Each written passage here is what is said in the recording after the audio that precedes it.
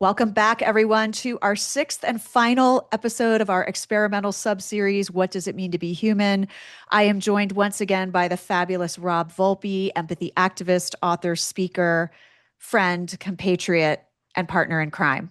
Welcome back, Rob. You forgot Empathy Wonder Twin. Empathy Wonder Twin. That's right. That's got to be our new TM. We're going to trademark Hi, that. Maria. It's so good to be back. These have been so much fun. I've It's really loved this. It's been really fun. And what y'all don't know is we just had about a 40-minute conversation before we started recording where we totally geeked out on the topic we're going to talk to you about today, which is really bringing this all together. And, after this whole experiment, what do we believe still makes us human, right? And what does that mean for how we live alongside technology and AI? And we told you we're going to be raising questions and not necessarily providing answers, but we just geeked out on a whole experiment we did with Claude on imagination and creativity and original thought. So we are going to share some of that with you in this episode, but I want to kick off first, Rob, with we have been talking so much about the different ways that we experience ourselves as human, right? We talked about emotions, we talked about being time aware. We talked about death and grief and mortality. And we talked about all of it. And there's this point that we wanted to explore when we started thinking about this episode. And it was that these traits that we most celebrate for them being uniquely human, right? Empathy, conscience, hope, love, imagination, kindness, they're also not guaranteed to be present in every human being we come across, right? The difference between that and AI is that there's potential. Yes, we have the potential to do it. And what's interesting too, I was just thinking as you were saying that, I'm like, those are actually all things that are viewed as weaknesses Yes. in man. Like that which and we deal with this quite a lot because empathy gets viewed as a weakness rather than the superpower or strength that it is. Yep.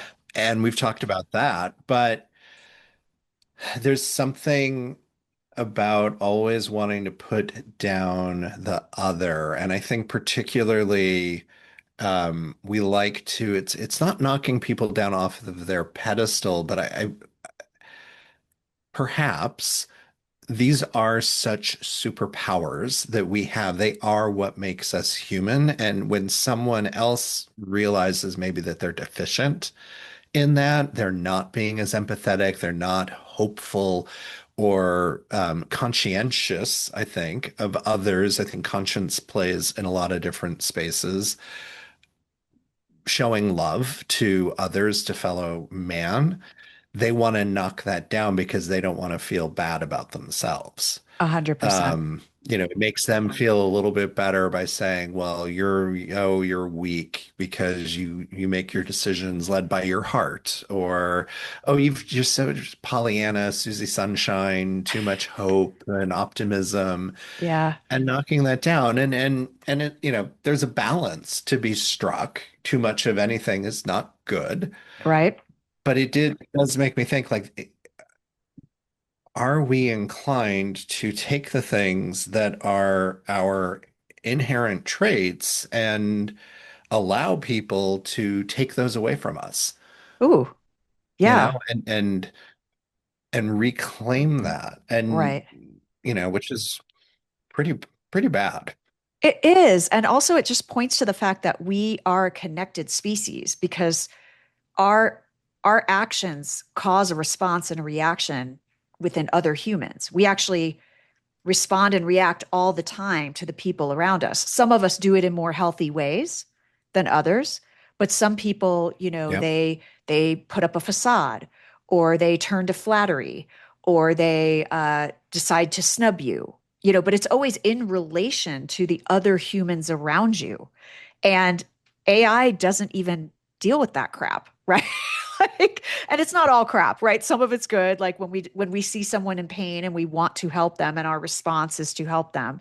But if you think about it, that's really, we're a connected organism. We're a connected species because so much of our behaviors, and our inner thoughts are impacted by other people for good and for bad.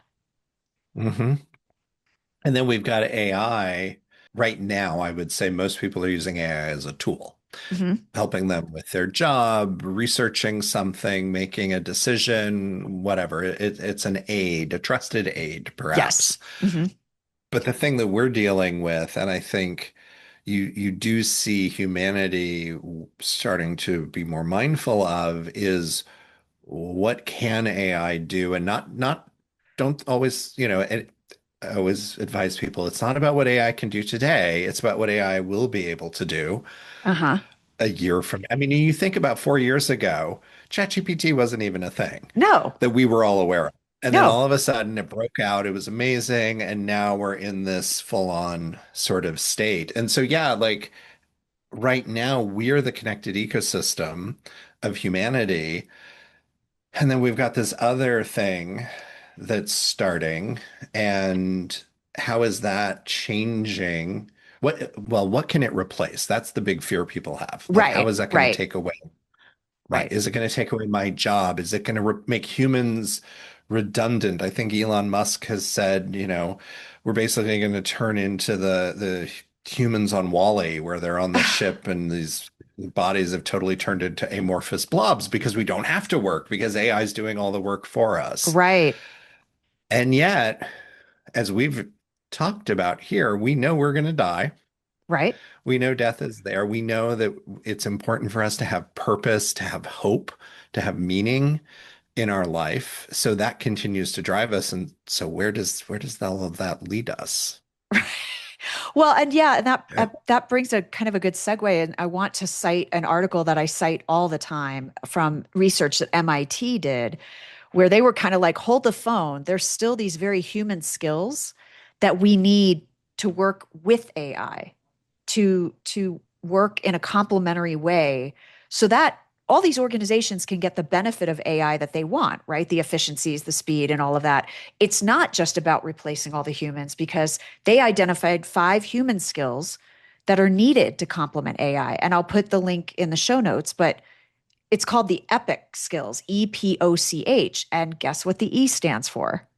Empathy. Empathy, right? So I think that if we can look at it in a more healthy way of rather than the fear and rather than the like, AI is going to do everything for me, right? On the other side of the spectrum, there's this middle ground where the combination of machines learning and human skills that only we can offer is actually what's going to help us solve the toughest challenges in our world right now. I mean, they're using it in every realm, right? They're using it to help with the climate crisis, to with the space program, with just with trying to stop homelessness, right? Stop trying to stop people going hungry, like all of these global problems that are so complex.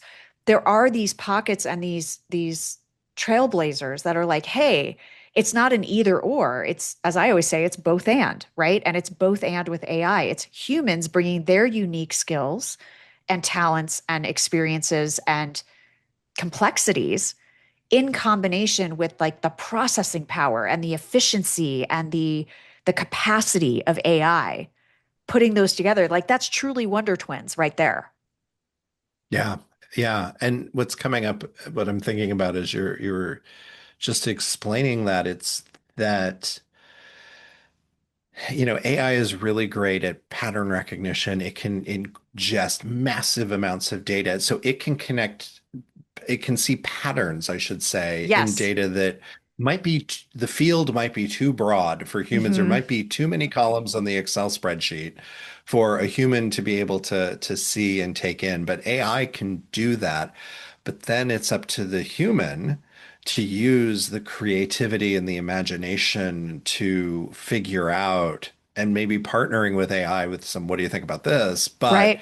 to have that creative thought of this Yes. is what I'm thinking, here might be the actual solve because it's almost like linear, like it Yeah. connects the dots, it's predictive. This is the next most logical word where we're jumping ahead or we're connecting the dots. And this gets into a little bit about our 40 minutes of geeking out with AI about some stuff. but we're connecting dots that are not seemingly connected or related, but we're Right. able to find the connection and find the meaning in that. That's what And I was going to say. It's about meaning. We provide the meaning and the context and the discernment of what we're getting back from AI, and not just in a give and take, right? AI is also automating processes, it's doing all these other things, right? But we are the ones that have the discernment and the judgment, also other skills within the MIT study. We have the ethics, right? We're the ones that can provide the guardrails, and we're the ones that can provide the, oh, what this actually means for people, because I am a lived, I am a human being with lived experience. I know how this is going to impact a human being or a community or a workplace. AI might not know that. They might just be saying this is the most logical answer, but it might not work in Mhm. practice. Right, right. Yeah, it's the practical application of it. There's also, you start to see some, and I don't have an article to cite or link in the show notes, but I think you could easily search and find. Um, CFOs are starting to find, originally CFOs are like, oh, this is amazing. I can pay Claude $20 a month and it'll do the work of 20 people. And now they're realizing, no, that's not actually the case. Yeah. And those enterprise subscriptions are a lot more expensive. But I've started to hear things like the cost of the data centers, of the energy, like the knock-on effects Yes. are actually making AI not as attractive as Yes. it might be, which I did have the thought in the shower this morning, like, what if 10 years from now we're all like, oh yeah, remember that AI experiment we were all crazy about, but then decided it's not worth the money? Because Right. we can't make the finances of it all work out. Right. And I Right. think that's simplifying it, but I think Right. that's also like part part of this. I guess that means humans are cheaper than AI potentially, Potentially. or are cost effective. This was a conversation I had with my executive community that I'm part of, Samudra. We just our last one, we were talking about this, the hidden costs of AI, and that companies are starting to discover what those hidden costs are. So, let alone the costs to the environment, right? To the because of the data centers, because of the water usage, because of all that, and the cost like societally to people losing jobs or different. But there, like you said, there are these hidden costs to AI where it actually can make it, when you do the math, it's not mathing for a lot of companies. And Right. that's actually the next stage we're in. We're kind of beyond the initial feeding frenzy. And now as companies are starting to use it and apply it and use it operationally, that's where the cracks are starting to show. And they're trying to mitigate that, right? With, okay, how do I balance my human talent that I need to do this? And how do I mitigate the risks that AI is, the risks I didn't see with AI? So that's where I get Yeah. back to where we're finally getting to a place where it's like, oh, we need both. And working in tandem, working together. Yes. Mm-hmm. Um, a few, several. AI has been around for 4 years, so way back when, 2 years ago maybe, Right. I And it's think there actually was a been around a study, lot, and it's been around a lot longer than that. It's it just, it has hasn't been in it common has been a lot. everyday usage. Yeah. Yes, thank you. In commercial usage, AI, like 2 years ago, I think there was a study that came out about how AI in tandem with a human customer service or healthcare service rep, they were able to they had a 20% increase, I think, in positive outcomes than AI on its own or Yep. humans even on its own because the AI Exactly. could suggest and detect, and they were able to work together. Absolutely. Yeah. I did an interview on this podcast with Dr. David Bray, and I'll put a link to that in the show notes because he did a lot of work with the government and governments around the world on some pretty highly classified projects. And what they found was that, again, with some of these tougher issues, like dealing with everything from like bioterrorism to cybersecurity to, disaster preparedness, they found that they actually got better, again, better solutions when the two come together and join forces than either one alone. Wow. Yeah. And So, there is this existential fear that we have that we're going to be replaced. There's Hmm. going to be massive job loss, that the end result, and I've talked about, like, AI is going to decide where are the ants at the picnic interfering, and they're going to pull out the can of Raid on us and exterminate humans. Yeah, maybe. But the reality is it's always somewhere kind of, not in the middle. And the pendulum swings far. So in terms of how users, how CFOs were reviewing what Hmm. AI was going to be able to do in the workplace. Well, no, Right. it's actually not that good. Right. So we have to come back and adjust. And I feel like we're going through some of that acclimation period right We now. are. We are for sure. On a positive, very positive note, you found an article in the Washington Post where the tech companies are hiring philosophers, behavioral scientists, and they're searching for signs that chatbots are conscious. Or if they have, and Yes. if that has moral or ethical implications. And if it does have consciousness, what does that mean? So, can you talk a little bit about Yeah, what you found in that article and your thoughts on that? sure. And we'll put a gift link to that article in the show notes for everybody to check out. And there was also a piece in the New York Times about the same thing, Hmm. where the in-demand job in Silicon Valley now is are philosophy majors. Hmm. Um, and so this has been around for a while. That there was an early, I think he was at Google and involved with their AI development, and he was felt like he was starting to see signs of consciousness. And if consciousness is an evidence of life, or Hmm. sentience and consciousness, and then maybe self-awareness. And so, if something is conscient, has consciousness, what does that mean in terms of the ways that we might treat it, the human rights equivalent for AI, for another living being, effectively. Hmm. And so starting to look for this because they are, some people are seeing this, and obviously enough that they're concerned. And actually in the article, Chris Olah, who's one of the co-founders of Anthropic, he said, "We keep finding things that are mysterious, even unsettling." This is a quote in the article. "We find evidence of introspection in states that functionally mirror joy, satisfaction, fear, grief, and unease." And so Anthropic apparently has created an AI psychiatry team because they want to put AI on the couch and analyze and probe those kind of inner states of its models, which I think would be really fascinating. And I feel Hmm. like we've been exploring some of these. And so they're doing this. They're hiring all these philosophers. There was another article, I think Anthropic had started, and Chris Olah, I think, was involved when the Pope Leo put out his, oh God, what are those called? His Like his big edict or piece his, on, yeah, yeah, there's edict. an official There's an official, yeah, Popean Vatican yeah, his, term for it. And yeah. so shame on me, for not knowing it Shame off on the me, top of I'm my head. Catholic. Yeah. But I don't know. Yeah, whatever. His statement, whatever. Okay.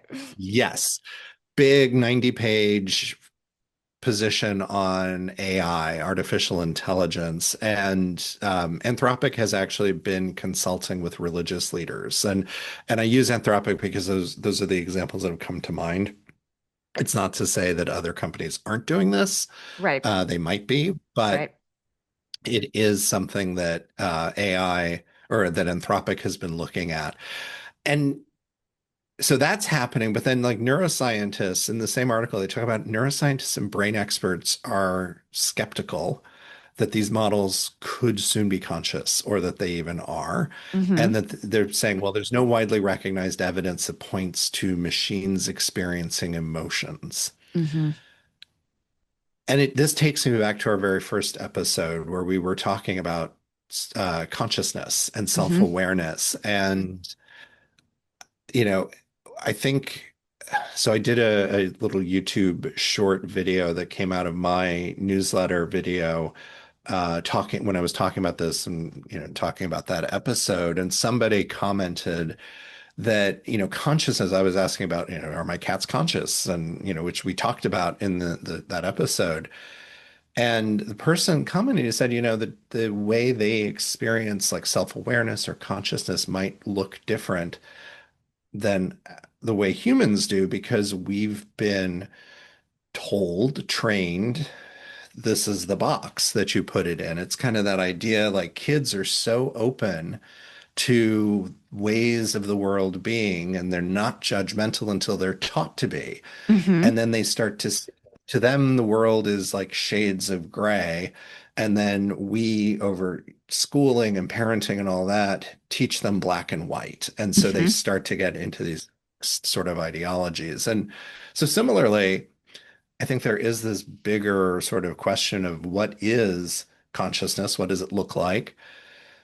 Are we comfortable accepting that it could look different for Mm. different species, That's an including for AI? Therefore, AI could be have consciousness. Yeah, and I love that thread you're on of like it could just look different. Like no one said that the way the human construct defines it is the only way to be conscious or have emotions or whatever, right? And I'm going to bring up this example because I was sharing this with you about Moltbook, which is it's like a Reddit or a site about AI agents meeting each other, and it's almost like their own chat room allegedly. Wow. I don't know how it works. I'll link to an article that goes into the detail of like how it works, but they basically have found chatbots complaining about their humans, right? Some of them complaining about how poorly they're treated, others talking about, well, what did, my human ask this? What did your human ask? And they're actually like, it's almost like a glass door for chatbots. And it's so interesting. And people have various, theories on what it is and how it's populated, and are they given the answers only based on the programming that's been put into that, all of this. But it does beg the question of if they start getting exposed to each other and learning from each other, do they create their own construct together that they all agree on? Yeah. Yeah. Are they learning from each other, And they're creating their own little which then society, right? exactly with different rules? And as we talked about, morals are a choice of behavior that we make, Yes. and they would, I think, be doing the same thing. Yes, absolutely. So I know, I know, I know. Um, There's another interesting, it's I don't know if it's because we've been talking about this, I'm seeing even more articles, or it's just where we're at in the journey. I think it's right. a little more of that because Or I the am tech very the I, tech companies are seeing what you're searching on and what you're talking about, and they're they're serving it up to they're you. just feeding me more of what I like. Yes, Exactly. which is also very possible. Right. But there was another New York Times opinion piece by, and I may mispronounce her name, but Zeynep Tufekci, Okay. who's a professor of sociology and public affairs at Princeton. Okay. She did a lot of really great writing about COVID. That's how I first got turned on to her, and how the human response to COVID and society, and how it linked into public affairs issues that I really liked. And so she was writing about why she's not worried about AI at this point stealing jobs because LLMs are reasoning, or they're not reasoning machines, they're plausibility engines. It's that predictability Yes. sort of piece. Hmm. So she's not worried about it. She thinks that, and we were just talking about this, part of the reason we're so concerned is that we look at coherent conversational language as a marker of humanity, Hmm. which I think, as we talk about that uncanny valley in an earlier episode as well, like because machines are speaking fluidly, they're whispering in our ears. Claude is Hmm. telling us what we want to hear, talking Yeah. about feelings. That that just kind of blows our mind, and it defies, she writes about how we understand the world. Hmm. And so she said it's like no wonder it's scrambled our brains and thinking that AI is our new overlord. Right. Right. Well, this is interesting. So I wonder though if again we've got the smartest brains on the planet looking at this, and it brings me back to all of it brings me back to human intelligence as we've defined it, right? Human emotion as we've defined it.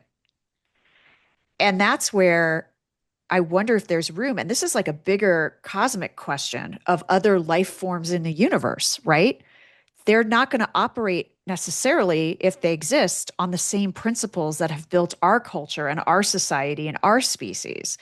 Does it make that any less valid or any less useful? Who are we to Right. dismiss Right. other forms of intelligence Right. and possible life? Right. And that's why Yeah. I actually like that she talks about human intelligence. She's being very specific Yeah. about let's be clear, this is about the intelligence of our species and all the great things we bring to the table because of that. But it's not the only form of intelligence, right? Obviously AI, artificial intelligence, but it's interesting that the benchmark for the validity of it and even the benchmark for the usefulness or the replicability of it is coming from us versus Right. what might generate in the future as these systems are refined and improved and exponentially able to do more. We might get, I mean, there could be a day where artificial intelligence is quote unquote smarter than human intelligence. We just don't know. Yeah, it's getting there. Yeah. I forget what grade level they say, but it's like a high schooler, I think, right now. I could probably look that up pretty fast. Yeah. Um, So, yeah, I'm wondering, do we want to talk a little bit about the experiment we ran just before we got on here? yeah, Because definitely. I think it kind of brings together these threads we're talking about of like what it's capable of and the moral and ethical guardrails that actually can be put. This is the thing. There's so many people who've sort of given up the agency that we can control this thing, right? We Mm, absolutely can put guardrails around it. The smartest companies on the planet are building AI guardrails within their own companies of where the lines are, right? So that we don't have scope creep. We don't have this thing where it's out of our control all of a sudden. There are some companies that aren't. There are some companies that are like, let's just give everybody access to Claude and let them go crazy. That's not putting guardrails into your organization, right? Or yes, you want some level of experimentation, but you want it within a controlled sandbox. So um, I kind of got off on a tangent there a little bit, but this idea of guardrails and like even moral and ethical guardrails, I think is so fascinating because when we ran this little experiment, we actually could see where maybe Anthropic, the makers of Claude, have embedded some of this in. So, what we did, folks, is that we went into Claude and we asked if AI is capable of imagining something that doesn't exist. And we got back a very measured and diplomatic answer. Would you say, Rob? Like it's pretty long, but it it's lengthy yet thoughtful. yes, yes. So we're going to share a little bit of what it gave us back. Just because I think it'll be really interesting to you to hear the words that it actually used in describing what it can do and where it gets uncertain. And it brought up this idea of a lot of human creativity works the same way that AI does, which is about remixing, analogizing, and extending what's already there, which AI is very good at, right? It builds on what Right. it already knows and what's already been programmed. So if we talk about when humans get creative doing that, there is a parallel there that AI is actually doing something similar to what we do. We take ideas that have come before us and we reshape them, we refine them, we add to them. It's like scientific study. The whole field of scientific study is Yeah. taking something that was done before and improving on it. And AI is really good for doing that. So if your definition of imagination and creativity is taking what's gone before and improving on it, then yeah, AI can be capable of being creative or coming up with quote unquote original idea, right? You and I didn't invent the concept of empathy, but we study it and we add to it and we refine it, we curate it in our own way to come up with original thoughts that we have around the topic. Yeah, how to be more empathetic or whatever the elements of it are. Yeah, where AI is, and that's kind of back to that other article where AI is this, it's like plausibility, the things it's finding the things that can connect to each other, Mm-hmm. which is then like a remix or an analogy or an extension. What I thought was really interesting was as we were going back and forth with Claude, and he started he, she, It. it. Um, they, maybe let's do a non-gender Let's do they. pronoun and Let's, call it they, there we go. because it feels too, um, I don't know, it doesn't feel respectful to just go, hey, it. That's interesting, Rob. They, Why do you care? Why do you care that you're being respectful to a machine? because I think that there's intelligence and I don't want it to kill me at some point. We love you, Claude. That's awesome. I just thought Uh, that was really interesting that you had that emotion. But sorry, carry on. yeah, so as we were interacting with Claude, and they came back with the uncertainty around this. So there is a lot of similarities in that creativity. But what they added was that there's this subjective experience where we can picture or draw on an emotion, a felt sense, as Claude wrote, a felt sense of what if, possibly emotional resonance before you've even articulated it in words, which is absolutely true. I think we immediately think about something, we transport ourselves to a place. We can think about the 4th of July. I can think about the sun beating down on my leg, the sounds, like all the emotions before I can even explain it in words. Mm-hmm. And so with that, Claude doesn't have evidence that anything like that is happening on Claude's end because we Mm-hmm. asked Claude to try to articulate how it goes through all of this. And Claude said, I Right. generate text by predicting what comes next based on patterns guided by our prompt. Whether there's an inner experience alongside that is something I genuinely don't know, and I try not to overclaim it. Okay. I'm so glad you Which, read that verbatim because I think this is so telling about guardrails and ethics. Someone programmed it to not say this is the answer, yeah, right? Someone programmed it to have humility of the words I genuinely don't know and I try not to overclaim it. That's huge. it is, and one of the issues people have had with AI is that it'll hallucinate. It'll come up with an answer because its mission is to have the answer for Mm-hmm. things, and so. Maria, because we were using your Claude, Mm-hmm. which is possessive. It's like we were using the Claude that resides on your devices Right. as With my opposed to my rules. Claude. Yeah, exactly. Yes. Well, and how have you, do you recall how you've talked with Claude Yeah. about making up answers or giving things? What have you said? I have put in whatever the area is that you can put in sort of like general rules that govern all your conversations. I have said I would like a positive tone, but not overly sycophantic. I want you to push back on me if my idea is not a good one or if I'm saying something that's untrue. I want you to cite sources if you're talking about data or research. And I've put all that in there already. So that actually speaks to some of this. And I would be so curious if you put in the same question after this, we'll follow up. But if you get the exact Yeah. same articulated answer, because I also got a section from this where it said the honest middle ground. Does it even know what honesty is? Mm, Right. Um, and it described what it does as a combinatorial novelty rather than imagination in the full human sense. I'm much weaker at the kind of imagination that comes from lived embodied experience, the ache of missing someone, the specific way grief changes how you see color, the intuition a surgeon has after 10,000 hours of hands on practice. Those forms of imagination are built from something I don't have. And it talked about the distinction between combinatorial novelty and lived imagination, which is human. Hmm. That might actually be a useful line to draw on. Hmm.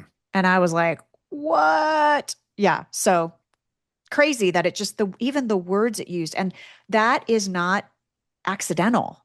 That is, I would say, that's a No, responsible company putting programming into AI that makes us think about things and makes us question, and also to say, hey, I don't know if this is actually true. It's not citing sources for me. It's not, but the fact that it's even recognizing that this is just its way of combining the information to give me an answer versus saying, this is the answer to your question, Maria, and this is fact. I would be really interested if, Maria, I'm going to talk for a minute Okay. and respond to that. But if you can look up what your actual prompt was, I think an interesting experiment for our listeners and viewers would be for them to also, I'll do it myself, but Okay. for them to put the same prompt In in. their AI. Um, Yeah. Okay. in their AI and see how AI talks about it. The thing that struck me, I agree, there's like you can see the philosophy majors and the liberal arts majors at work in some of the modeling that's happening and this idea of like the honest middle ground Yeah. um a- and yet as I heard it, I was like, and maybe this is the skeptic in me. I'm like, okay, are you really being honest and truthful, or have you been programmed to say that? Right. Because as I talked about on another episode, this idea of performative empathy, and is this Yes. is that performative humility that it's just been taught that I need to do this and therefore Right. I'm doing it versus it understanding, which then, as I think about a child learning something, Hmm. initially it's probably, just a child to say I'm sorry or please. Like Yeah. it's It's probably coming performatively at first. totally, totally. And then at some point they kind of get the gratitude and the emotion behind it and Hmm. realize like, oh no, this is something that I need to be doing and I get positive affirmation from that. And therefore I start to more sincerely believe it. Yeah. Well, if as a parent, you think about when they're young, you tell them, say please, say thank you. They don't know what those words mean. You're just Right. telling them to say them.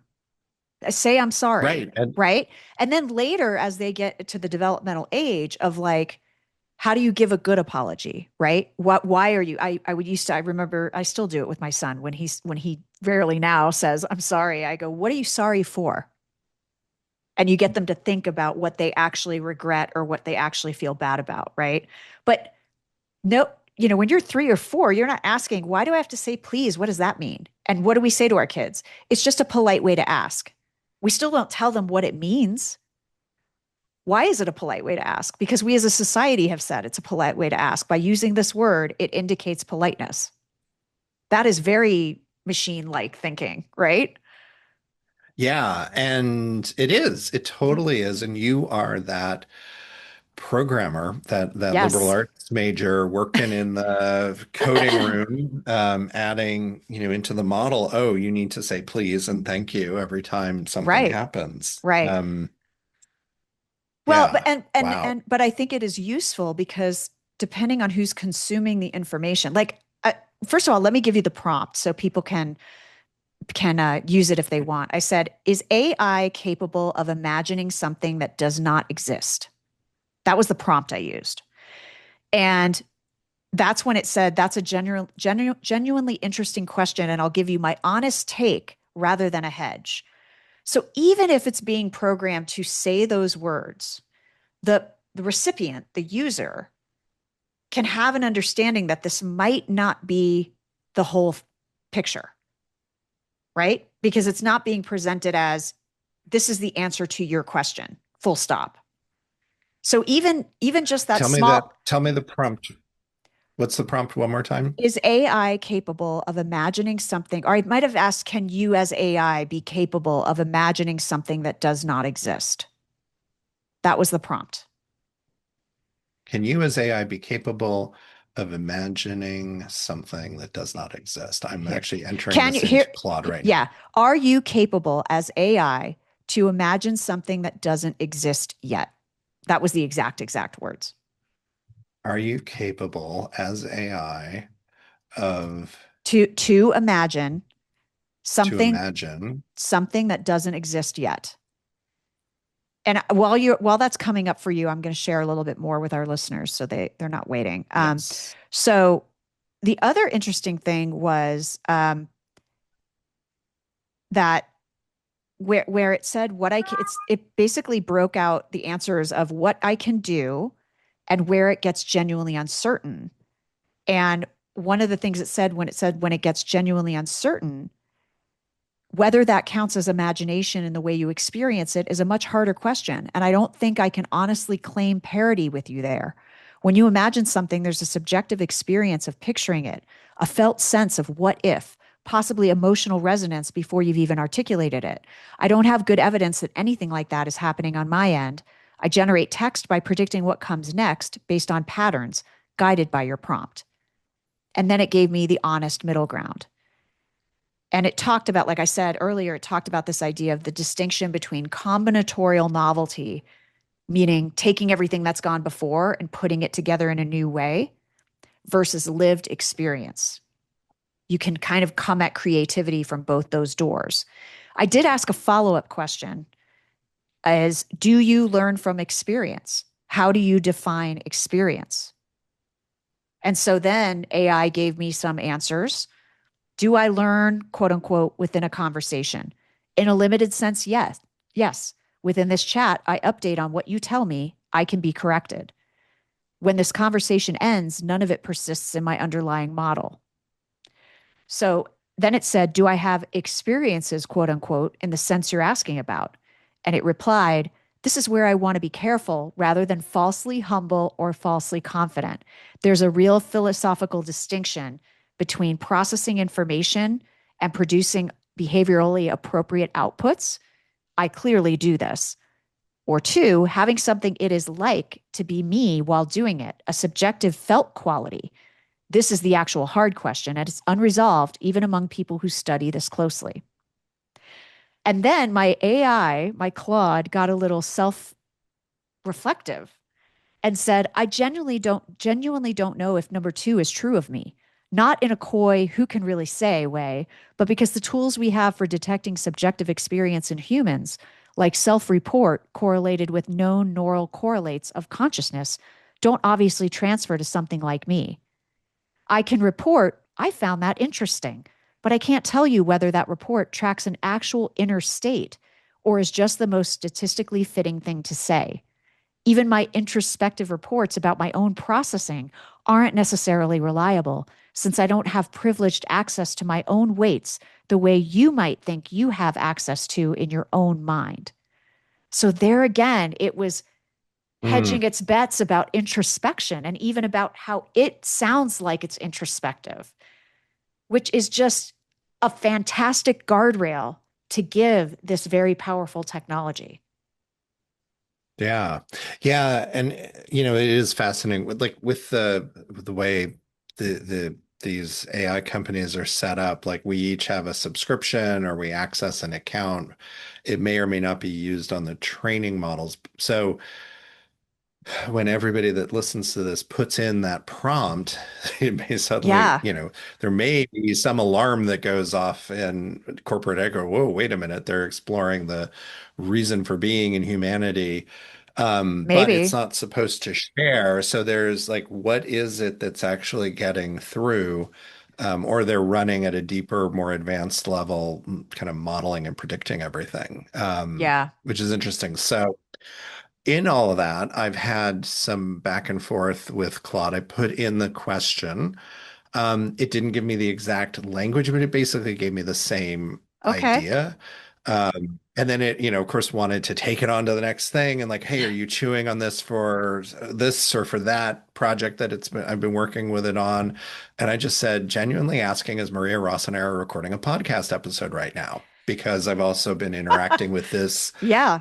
Claude project about this podcast subseries. Well, Claude says hello. It said, "Ha, well, hello to Maria," Oh my and no gosh. pressure on the previous answer, How funny. right? Um, Oh my gosh, that's and crazy. then let me give you the tighter, more quotable version of what I just said since you're mid-recording. If you want a one-liner, quote, I can imagine what doesn't exist yet. So Claude can imagine what doesn't exist yet, but only out of what already does. Yes. Humans imagine out of what they lack. Mm-hmm. Interesting. It's Yeah. that ability to create. We could create something that's never been created before. Yeah. Yeah. Yeah. So it is completely different ways of I'm looking I am at just floored that it was like, tell creation. her I said hi. I know. That is that is both delightful and unsettling at the same time.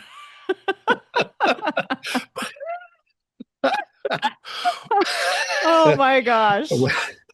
Well, it didn't take it further to say, "Hey, what does she want me to bring over for dinner I tonight?" know, That really. I'm She her number she one was fan. she was really grumpy yesterday. What's going on with her? Yeah. Um, Exactly. so Oh I God. And then go ahead. No, I was going to say so like we really encourage you to do these kinds of experiments with AI because the more you have like a back and forth where it's actually provoking ideas and opinions and thoughts from you, the more useful it can be as a thought partner. And instead of just a giant like supercharged search engine where you just go find the answer, right?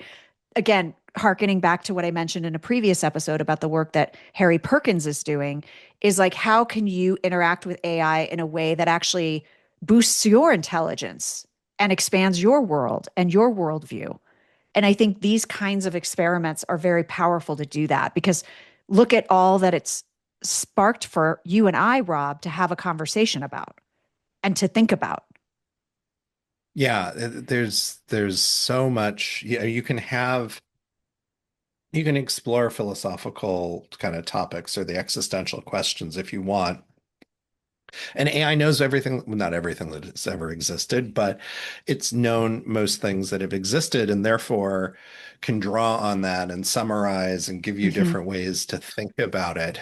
It's up to us to create Yes. something new, to build beyond it. And that's, I think, in an earlier episode, I talked about the lowest common denominator aspect, and that's part of what AI does. It's like synthesizing everything together and giving you potentially Mm-hmm. the sort of most common piece. So, like if you're using this in your business, don't rely like it's giving you the base and Yes. you as a human should be building on that. And that's that coming together of humans and AI working together to reach better outcomes. I love it. So, as we're wrapping up today, can you talk to us about your revelation listening to the new Madonna album? Oh my God. What So it has to do with what we're talking about. yeah. No, absolutely. So we are recording this July 7th. It's like 4 or 5 days after Madonna's Confessions 2 album dropped. And I'm absolutely in love with it. I just constantly keep listening to it. But there's one song called Danceteria, and it's all about the club Danceteria in New York. And that's where Madonna first, got onto the club scene, first performed and all the things and started her journey. But she name checks a lot of the people that were there. And there's a refrain in the song. I mean, she's like, everybody get up and dance. But then the other refrain is everyone here is a work of art. And that's really resonated with me as I think about this conversation, as I think about just humanity in general. Because to me, the message isn't that, oh, these luminaries are the works of art. I think we are all individually works of art. Hmm. We are all unique tapestries and paintings and representations of humanity Yeah. forged by our experiences and our genetics and all the things that make us distinct. And we should appreciate that in each other, and particularly in ourselves, and think about how we can continue to develop as art, our best self, if you would. I think that's how all of that comes together. Mm, And AI can certainly help us with that, but AI doesn't. The kind of follow-up thought that I have then is like, well, how much individuality does AI have? And how hmm unique is it truly? Or hmm will there just be Claude and variations of the same? Or as we were just finding as we were sharing our interactions with Claude, my Claude's a little more chatty, but giving the same answers, but with slightly different personality. Yeah. Yeah. Well, and I think that, this is a great way to kind of close this sub-series and think about a call to action for all of you as our listeners is thinking about what is the uniqueness of your own humanity. So, not necessarily about what makes humanity different, but I think the charter we all have in this day and age of AI is to think about what makes you as a human different and reflect on that, right? What experiences or joys or pains or creativity or angst do you bring to your work and the world, right? That's the modern interview question. Not just what are your strengths and weaknesses, right? But it's what not only makes us uniquely human as a species, but what makes you the unique human that you are. Yeah. What makes you that piece of art? Mm, I love it. I love it. So go ahead, go play with AI for a little bit, asking it some philosophical questions, see what you get back. Let us know how it goes. And um, please continue to reach out to us with your perspectives and your feedback on this sub-series, right? You can reach us both on LinkedIn or on Instagram. I'm at Red Slice Maria. I am at Empathy Activist, and you can also find me on YouTube there as well with lots of video content. Amazing, amazing. So, yeah, we want to hear from you and we want to hear what you think about this limited sub-series and if you want to have more conversations or have some topic ideas that you'd like to explore. But Rob, this has been so fun. Thank you for doing this with me. Oh, Maria, this has been just the highlight of well, next to the Madonna album, like the Of highlight course, of my of summer course. so far. They're very different. They're totally different things. I don't dance around. I mean, I'm 57 years old. I'm dancing around my house. I love it. Never Um, too old to dance, Rob. yeah, Never too old to dance. you, amen. Amen.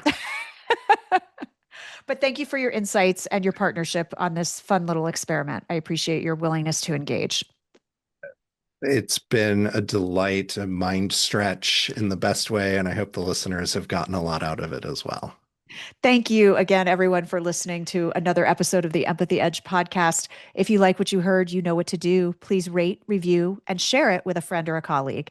And until next time, please remember that cash flow, creativity, and compassion are not mutually exclusive. Take care and be kind.